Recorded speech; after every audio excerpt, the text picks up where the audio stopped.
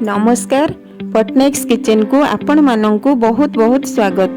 वर्षा पागरे गर्मा गरम पकोड़ा काहा को भल लगी न थाए। सेहिथि पई आज आपण मानंक सहित शेयर करिवि बंधा कोबीर एकदम टेस्टी आउ कुरकुरे पकोड़ा। एई पकोड़ा बहुत टेस्टी लागिवो। आउ एई पकोड़ा को आपण बिना पियाज रसुन रे मध्य बनै परिबे।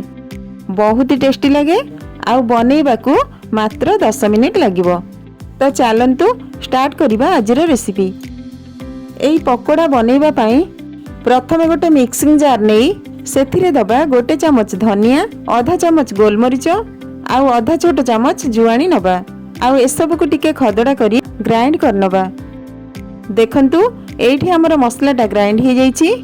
एबे गोटे बाउल नेई सेथिरे दबा बंधा कोबी 2 कप।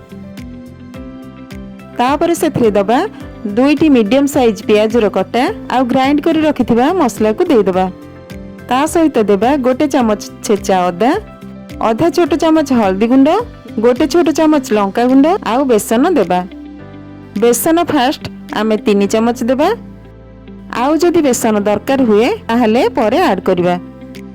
पकोड़ा को क्रिस्पी बनैबा पई गोटे चमच कॉर्नफ्लोर ऐड करबा। तापर स्वाद हिसाब रे लूण ऐड करबा। आउ एसबु को भल भाबरे गोळी नबा। कॉर्नफ्लोर बदल रे आपण चाउल चूना यूज करि परिबे। चाउल चूना किंबा कॉर्नफ्लोर नथिले आपण याकू स्किप भी करि परिबे। बिना चाउल चूना आउ कॉर्नफ्लोर रे मध्य एई पकोड़ा क्रिस्पी बनिबो। काहे कि ना आमे एई पकोड़ा को बंधा कोबी रे बनौछे। एथिरे बिल्कुल भी पानी ऐड करिवेनी। बिना पानी रे एसबु को मिक्स करिबा। याको मिक्स करके हाथ रे बाइंड करके देखिबा। जदि आपन को लागिबो कि एठी आउ बेसन दरकार ताहले आपण एठी आउ 2 चमच बेसन ऐड करि परिबे। पानी जमारु भी देबेनी। आमे एथिरे जे लूण ऐड करिछे तेथि पई परिवारु पानी बाहरिबो।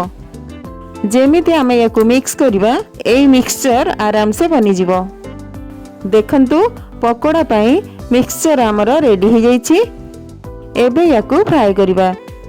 फ्राई करिबा पई मु एठी तेल गरम करि नैछि। एई मिक्सचर हाथ रे अल्प अल्प नेई गरम तेल रे दबा। कोनोसी शेप देबा दरकार नाही। एमिति रफली फ्राई कले पकोड़ा बहुत क्रिस्पी बनिबो। फ्लेम को मीडियम रे रखिकी पकोड़ा गुडी को फ्राई करिबा। गोटे साइड हेइ जिबा परे ओलटाई नबा। आउ एमिति एपट सेपट करी गोल्डन ब्राउन हेबा पर्यंत फ्राई करिबा। आपण चाहिले एथिरे बंधा कोबी सहित धनिया पत्र ऐड करी मध्य पकोड़ा बनै परिबे। देखंतु पकोड़ा गुडी को हेइ गलानी। एबे याकू तेलरु छाणी बाहर करनबा। सेम प्रोसेस रे सब पकोड़ा को फ्राई करनबा। बहुत सहज रेसिपी। बंधा कोबी आउ धनिया पत्र रे आपण रेसिपी टिकु बनै परिबे। जदि आपणक पाखरे धनिया पत्र नाही ताहले आपण केवल बंधा कोबी आउ अल्प मसला रे मध्य एई पकोड़ा को बनै परिबे। आउ एई पकोड़ा खाइकी समस्त आपणको प्रशंसा करिवे। आउ गोटे बंधा कोबी रे पूरा परिवार पई आपण एई पकोड़ा बनै परिबे। एठी देखंतु हमर पकोड़ा बनिकी रेडी हो जाइछि। एबे याकू टमाटो केचप किंबा ग्रीन चटनी सहित सर्व कर परिबे।